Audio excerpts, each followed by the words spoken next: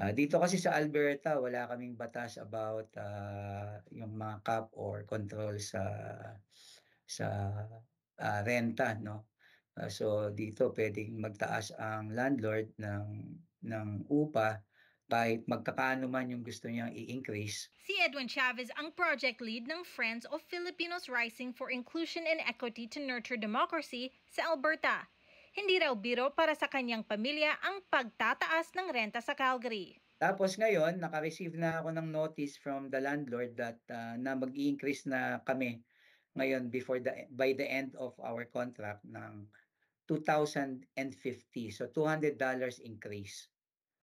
At, kinompute ko yun, that is about mga 14% na increase sa kasalukuyang renta. So yung $200 malaking bagay din yun na pandagdag sa pang-araw-araw na pangangailangan ng pamilya, 'di ba?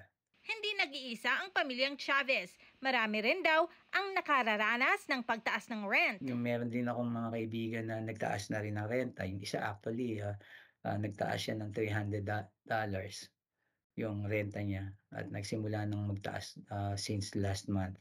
So kinompute ko siya, mga umaabot siya ng mga almost 24% increase yung sa renta niya, 'di ba? So ang isang challenge dun, hindi ka naman kaagad wala kang magagawa, kundi tanggapin yun. Ayon sa datos ng rentals.ca at Urban Nation kamakailan, tumaas ang renta sa Alberta ng 20% year over year, ang pinakamabilis sa Canada. Kaya ang ilang residente ng probinsya humahanap ng paraan para makatipid. Of course, we cut cost on, eating, outside, like in restaurants. I used to If I have extra money, I usually send money back home to my brothers and sister.